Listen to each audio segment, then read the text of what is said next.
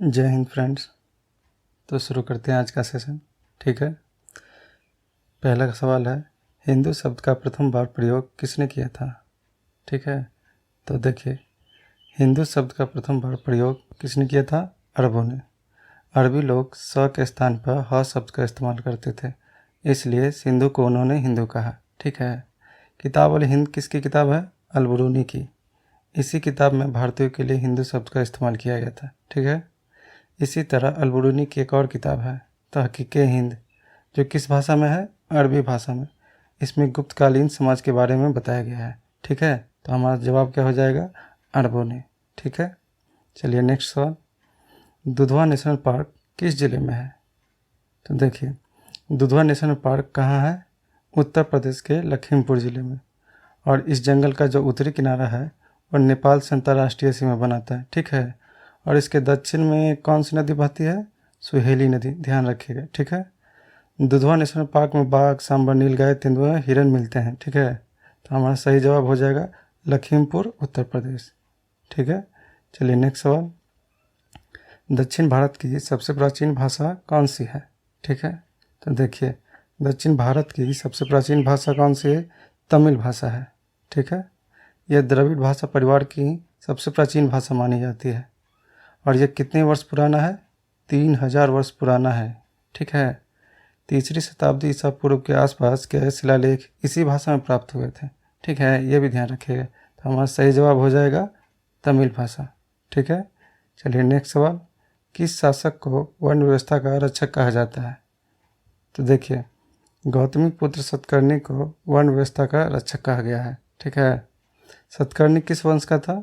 सातवाहन वंश का था और इनकी माता का क्या नाम था? गौतमी बलश्री। और इन्हीं के नासिक अभिलेख में सतकर्णी को एकमात्र ब्राह्मण और अद्वितीय ब्राह्मण भी कहा गया है। ये भी ध्यान रखिएगा। तो हमारा सही जवाब क्या हो जाएगा? गौतमी पुत्र। ठीक है, चलिए नेक्स्ट सवाल, कृष्णदेवराय का संबंध किस वंश से था? तो देखिए, कृष्णदेवराय का संबंध किस वंश से था? तुलु वंश से था। और तुलु वंश ने कितने वर्षों तक शासन किया? तो देखिए, 1505 से 1570 तक। ठीक है, और इसमें कृष्णदेवराय का शासन कब तक था? तो 1509 से 1529 तक। ठीक है, कृष्णदेवराय विजयनगर साम्राज्य के महान शासकों में से एक थे। यहाँ तक कि बाबर ने भी सबसे शक्तिशाली शासक बताया था। ठीक है, कृष्णदेवराय ने सामंतों को हराकर उदयगिरी जीता। कब जीता? 1513 ईस्वी में। और बीजापुर के यूसुफ आदिल शाह को हराकर रायचूर भी जीता था। ठीक है, तो हमारा सही जवाब हो जाएगा तुलु वंश। ठीक है, नेक्स्ट सवाल, चतुर्थ बौद्ध संगति की अध्यक्षता किसने की थी? ठीक है, तो देखिए, चतुर्थ बौद्ध संगति की अध्यक्षता किसने की थी? वसुमित्र ने। ठीक है, और अश्वघोष इसके उपाध्यक्ष थे। और ये कहाँ हुई थी? तो कश्मीर के कुंडल वन में। और किसके शासन में हुई थी? तो कनिष्क के शासनकाल में हुई थी। ठीक है, इसी संगति में बौद्ध धर्म हीनयान और महायान दो संप्रदायों में बट गया था। ये भी ध्यान रखिएगा। ठीक है, और इसी समय बौद्धों ने संस्कृत भाषा को भी अपना लिया था। ठीक है, और इसी संगति में एक ग्रंथ की भी रचना हुई थी जिसका नाम था विभाषा शास्त्र। ठीक है, तो हमारा सही जवाब हो जाएगा वसुमित्र। चलिए नेक्स्ट सवाल, नील जल योजना किससे संबंधित है? तो देखिए, नील जल योजना यानी blue water policy Francis de Almeida से संबंधित है। ठीक है, और यह भारत में प्रथम पुर्तगाली वायसराय बनकर आया था। कब आया था? 1505 में। और इसने अपने व्यापारिक हितों के लिए हिंद महासागर में अपनी पकड़ बनाने के लिए ब्लू वाटर पॉलिसी लाई थी। ठीक है, तो हमारा सही जवाब हो जाएगा फ्रांसिस डी अल्मीडा। ठीक है, चलिए नेक्स्ट सवाल, सेंट जॉर्ज फोर्ट का किला कहाँ है? तो देखिए, सेंट जॉर्ज फोर्ट का किला कहाँ है? तमिलनाडु में। और यह पहला ब्रिटिश किला भी है, ये भी ध्यान रखिएगा।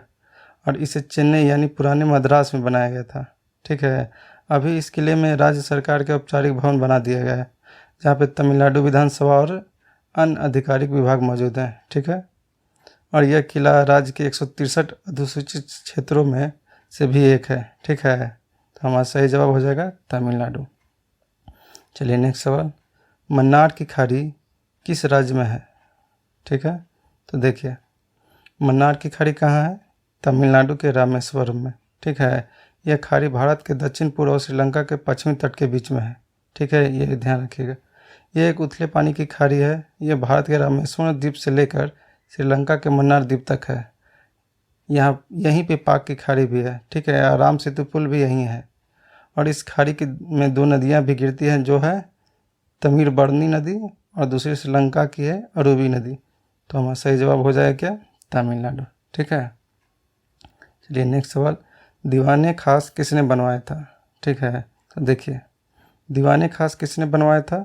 शाहजहां ने, ठीक है। और इसे कब बनाया गया था? तो 1635 ईस्वी में इसे बनाया गया था। और इस पे फारसी भाषा में हिजरी सन 1045 लिखा हुआ है, ठीक है। और शाहजहां के बाद की तारीखें और दिन लिखे हुए हैं। इस दीवाने खास का में एक बड़ा काला पत्थर भी है, ठीक है, जिस पे शाहजहां क्या करता था, वो खास लोगों से मिलता था, ठीक है। तो चलिए इसका जवाब हो जाएगा शाहजहां, ठीक है। चलिए नेक्स्ट सवाल, एशिया का सबसे बड़ा मसाला बाज़ार किसे माना जाता है? तो देखिए एशिया का सबसे बड़ा मसाला बाज़ार किसे माना जाता है? दिल्ली की खड़ी बावली को, ठीक है। ये कहाँ है? लाल किले के पास। दरअसल पुराने ज़माने में खड़ी बावली एक सड़क का नाम हुआ करती थी, जो आज दिल्ली में थोक किराना और एशिया की सबसे बड़ी थोक मसाले का बाज़ार है, ठीक है। यहाँ सभी प्रकार के मसाले, मेवे, दाल, चावल, चाय मिलते हैं, ठीक है। खड़ी बावली किस सदी की है? तो ये 17वीं सदी की है, ठीक है। बावली का शाब्दिक अर्थ क्या होता है? देखिए एक कुआं, और खाड़ी का मतलब होता है नमकीन, जिससे खड़ी बावली का अर्थ हुआ नमकीन पानी का कुआं। लेकिन खड़ी बावली इससे बिल्कुल उल्टा है। खड़ी बावली अब मसालों का खजाना में बदल गया है, ठीक है। तो हमारा सही जवाब क्या हो जाएगा? खड़ी बावली नई दिल्ली। चलिए नेक्स्ट सवाल, टंका और जीतल सिक्कों का प्रचलन किसने किया था? तो देखिए टंका और जीतल के सिक्के का किसने चलाए थे? इल्तुतमिश ने। टंका क्या था? 147 ग्रेन चांदी का बना हुआ सिक्का था, ठीक है। और जीतल तांबे का बनता था। इल्तुतमिश ने अरबी ढंग के सिक्के चलवाए थे, ठीक है। और उस पर क्या लिखवाया था? टकसाल लिखवाया था, ठीक है, ये भी ध्यान रखिएगा। और यह पहला सुल्तान था जिसने अरबी सिक्के चलवाए थे, ये भी नोट कीजिएगा। और इसे दिल्ली सल्तनत का वास्तविक संस्थापक भी कहा जाता है। और इसने कब तक शासन किया? 1210 से 1236 तक, यानी 26 सालों तक शासन किया इसने। और यह कुतुबुद्दीन ऐबक का गुलाम भी था और दामाद भी था। तो हमारा सही जवाब क्या हो जाएगा? सुल्तान इल्तुतमिश, ठीक है। चलिए नेक्स्ट सवाल, अलवार संत किसके उपासक थे? तो देखिए अलवर संत किसके उपासक थे? विष्णु के। तमिल संतों में जो 12 वैष्णवी भक्त थे, उन्हें ही अलवर संत कहा जाता था, ठीक है। और ये सब पूर्ण रूप से ईश्वर के प्रति समर्पित होते थे। अलवर का क्या अर्थ होता है? ऐसा व्यक्ति जिसे खुद को ईश्वर की आस्था में पूरी तरह से समर्पित कर दिया हो, ठीक है। और इसका शाब्दिक अर्थ क्या होता है? निमग्न या डूबा हुआ, ठीक है, ये भी ध्यान रखिएगा। और ये सब समाज के साधारण वर्ग से आते थे, ठीक है। और इन्हें शिक्षा, वंश, वैभव से कोई मतलब नहीं था, ठीक है। और ये किस सदी में थे? 6ठी से 9वीं शताब्दी में थे, ठीक है। और इनके पदों का एक संग्रह था जो कहा जाता था दिव्य प्रबंध, ठीक है, जो वेदों के समान माना जाता था। तो हमारा सही जवाब हो जाएगा विष्णु। चलिए नेक्स्ट सवाल, हर्ष ने क्या उपाधि ग्रहण की थी? तो देखिए हर्ष ने अनेकों उपाधि ग्रहण की थी, जिसमें परम भट्टारक, महाधिराज, एकाधिराज, चक्रवर्ती, सार्वभौम, परमेश्वर, परमाध्यक्ष, ठीक है। तो हमारा सही जवाब हो जाएगा परम माहेश्वर। चलिए हमारा नेक्स्ट सवाल है, डेट्रॉयट किस उद्योग के लिए प्रसिद्ध है? तो देखिए डेट्रॉयट किस लिए प्रसिद्ध है? ऑटोमोबाइल के लिए, ठीक है। और ये कहाँ है? तो संयुक्त राज्य अमेरिका के मिशिगन झील के दक्षिण पूर्व में डेट्रॉयट नदी के किनारे है ये, ठीक है। और इसकी स्थापना फ्रेंच ट्रेडिंग पोस्ट के रूप में हुई थी। कब हुई थी? 1710 ईस्वी में, ठीक है। और जिस पे 1760 में अंग्रेज़ों ने अधिकार भी कर लिया था, ठीक है। अमेरिकी क्रांति के दौरान यह प्रमुख केंद्र था, ठीक है। और यहाँ पे जनरल मोटर्स, चिल्सर और फोर्ड कंपनियों का मुख्यालय भी है। मशीन, टूल्स, टायर और बर्निश पेंट बनाने का यह मुख्य केंद्र है, ठीक है, ये डेट्रॉयट। तो हमारा क्या आंसर हो जाएगा? ऑटोमोबाइल। तो चलिए नेक्स्ट सवाल, कनिष्क के समकालीन कौन था? तो देखिए कनिष्क के समकालीन कौन थे? अश्वघोष, नागार्जुन और वसुमित्र, ठीक है। अशोक घोष क्या थे? साहित्यकार। ठीक है। और इनके द्वारा रचित पुस्तक का क्या नाम था? बुद्ध चरित्र। ये भी ध्यान रखिएगा। और नागार्जुन क्या थे? यह दार्शनिक ही नहीं बल्कि वैज्ञानिक भी थे। इनको भारत का आइंस्टीन भी कहा जाता था। ठीक है। इन्होंने अपनी पुस्तक माध्यमिक सूत्र में सापेक्षता के सिद्धांत को प्रस्तुत किया है। ठीक है। और वसुमित्र ने चौथी बौद्ध संगति में बौद्ध धर्म को महाविभाषा सूत्र की रचना की थी। ठीक है। और इनके अलावा कनिष्क के दरबार में एक और थे जिनका नाम है चरक, जिन्होंने चरक संहिता की रचना की थी। ठीक है। तो हमारा सही जवाब हो जाएगा अशोक घोष, नागार्जुन और वसुमित्र। चलिए नेक्स्ट सवाल, सबसे पुराना राजवंश कौन सा है? ठीक है। तो चलिए देखते हैं। सबसे पुराना राजवंश इनमें है मौर्य वंश। ठीक है। इसकी स्थापना किसने की थी? चंद्रगुप्त मौर्य ने की थी। मौर्य वंश का सबसे शक्तिशाली सम्राट कौन था? तो अशोक। तो चंद्रगुप्त मौर्य ने किससे जैन धर्म की शिक्षा ली थी? तो जैनी गुरु थे। क्या नाम था उनका? भद्रबाहु। ठीक है। मेगास्थनीज सेल्यूकस निकेटर का राजदूत था जो चंद्रगुप्त के दरबार में आया था। ठीक है। मेगास्थनीज। तो हमारा सही जवाब हो जाएगा मौर्य। चलिए नेक्स्ट सवाल, जंग आज़ादी स्मारक कहाँ है? ठीक है। तो देखिए, जंग आज़ादी स्मारक कहाँ है? पंजाब के जालंधर के नज़दीक है। और कहाँ? करतारपुर कस्बे में। यह संग्रहालय कितने एकड़ में बना हुआ है? 25 एकड़ में। ठीक है। इसका शिलान्यास पंजाब के तत्कालीन मुख्यमंत्री प्रकाश सिंह बादल ने 19 अक्टूबर 2014 में किया था। ठीक है। तो हमारा सही जवाब हो जाएगा क्या? जालंधर। ठीक है। चलिए नेक्स्ट सवाल, भगोरिया हाट का संबंध किससे है? ठीक है। तो देखिए, भगोरिया हाट मध्य प्रदेश के झाबुआ क्षेत्र का एक प्रसिद्ध मेला है। ठीक है। यह मेला किसके द्वारा मनाया जाता है? तो भील जनजाति द्वारा मनाया जाता है। और कब मनाया जाता है? तो होली के आसपास मनाया जाता है। भगोरिया हाट के उत्सव की शुरुआत होलिका दहन के 7 दिन पहले ही हो जाती है। ठीक है। और इसमें आदिवासी संस्कृति और आधुनिक जीवन का अलबेला संगम देखने को मिलता है। ठीक है। इस मेले में भील जनजाति के युवक और युवतियाँ जो होती है ना, अपने जीवन साथी का चुनाव करते हैं। ठीक है। ये भी ध्यान रखिएगा। इसके अलावा इसमें व्यापार व्यवसाय के साथ उल्लास से मनाते हैं। और यह जीवन प्रेम के उत्सव का संगीत जो रंगों के साथ मनाया जाता है।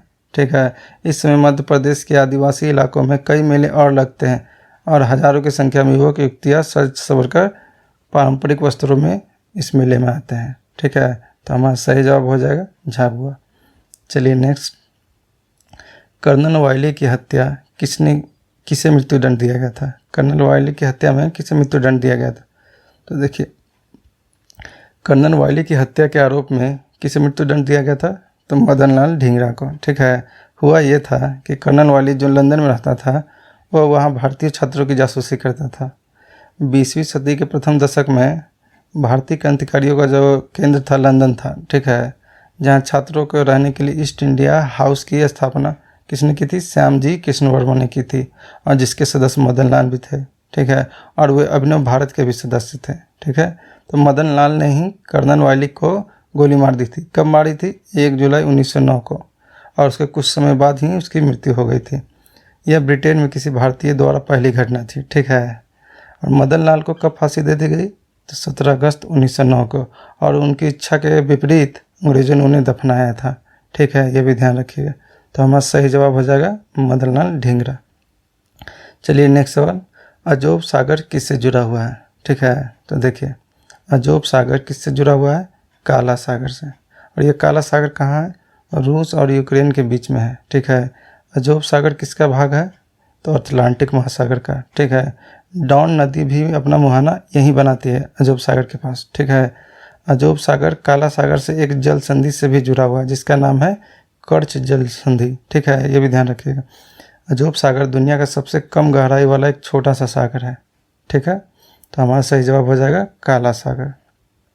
चलिए नेक्स्ट सवाल, मध्य प्रदेश का सबसे ऊंचा जलप्रपात कौन सा है? तो देखिए, मध्य प्रदेश का सबसे ऊंचा जलप्रपात कौन है? चचाई जलप्रपात। ठीक है। और यह जलप्रपात कहाँ है? तो मध्य प्रदेश के रीवा जिले में। ठीक है। ये भी ध्यान रखिएगा। और रीवा जिले में कहाँ है? तो सिमरौर तहसील में है। ठीक है। ये भी ध्यान रखिएगा। और यह जलप्रपात कौन सी नदी बनाती है? तो बीहड़ नदी बनाती है। ये भी ध्यान रखिएगा। और इस जलप्रपात की ऊंचाई कितनी है? तो 130 मीटर। और गहराई कितनी है? तो 115 मीटर। और चौड़ाई कितनी है? तो 175 मीटर। ठीक है, जो इसे भारत का 23वां सबसे बड़ा और राज्य का सबसे ऊंचा जलप्रपात बनाता है। ठीक है, यह एक खूबसूरत एवं आकर्षक जलप्रपात है जो प्राकृतिक रूप से गोलाकार है। ठीक है, इस प्रपात के आसपास की जमीन समतल है और इसे भारत का नियाग्रा भी कहते हैं, यह भी ध्यान रखिएगा। और इसी तरह मध्य प्रदेश में और भी जलप्रपात हैं, जैसे कपिल धारा जलप्रपात, यह अनूपपुर जिले में है। सहस्त्र धारा जलप्रपात यह खरगोन जिले में राजपुर गांव के में है। ठीक है, भालकुंड जलप्रपात यह सागर जिले में है, राहतगढ़ के पास बीना नदी पर बना हुआ है। ठीक है, तो ये भी ध्यान रखिएगा। तो हमारा सही जवाब हो जाएगा चचाई जलप्रपात। चलिए नेक्स्ट सवाल, अकबरनामा भागों में किसे आईन अकबरी कहा जाता है। ठीक है, तो चलिए देखते हैं। अकबरनामा किसकी लिखी हुई है, तो अबू फजल की। इसे लिखने में अबू फजल को कितने दिन लगे थे, तो 7 साल की मेहनत के बाद अबू फजल ने इसे पूरा किया था। ठीक है, मतलब 1591 से 1598 में अकबरनामा पूरा हुआ था। और यह किसके लिए लिखा गया था, तो अकबर के लिए लिखा गया था। यह 3 जिल्दों में बटा हुआ है। ठीक है, और तीसरी जिल्द ही आईन अकबरी कहलाती है। ठीक है, ये भी ध्यान रखिएगा। आईन अकबरी अकबरनामा की जान है। ठीक है, इसमें 5 हिस्से हैं। पहले हिस्से में 10, दूसरे में 30 और तीसरे में 16 आइन है। और चौथे हिस्से में हिंदुस्तान की जाति, रीति, फसलों और कुदरती सौंदर्य के बारे में भी बताया गया है। ठीक है, और उनकी न्याय व्यवस्था के बारे में विस्तार से बताया गया है। ठीक है, तो हमारा सही जवाब हो जाएगा तीसरा भाग। चलिए अब नेक्स्ट सवाल, जापान के 4 द्वीपों का उत्तर से दक्षिण अनुक्रम कौन सा सही है। तो देखिए, जापान के 4 द्वीपों का उत्तर से दक्षिण अनुक्रम है होक्काइडो, होन्शु, शिकोकू और क्यूशू। ठीक है, इसमें होन्शु सबसे बड़ा द्वीप है जिसकी राजधानी टोक्यो है। जापान में 4000 से भी अधिक छोटे द्वीप हैं, जिसमें 430 से भी अधिक द्वीप बसे हुए हैं। ठीक है, तो हमारा सही जवाब हो जाएगा होक्काइडो, होन्शु, शिकोकू और क्यूशू। ठीक है, चलिए अब नेक्स्ट सवाल, सुपा बांध किस प्रदेश में है। ठीक है, तो इस सवाल का जवाब कमेंट बॉक्स में दीजिएगा। ठीक है, तो फिर मिलते हैं नेक्स्ट सेशन में।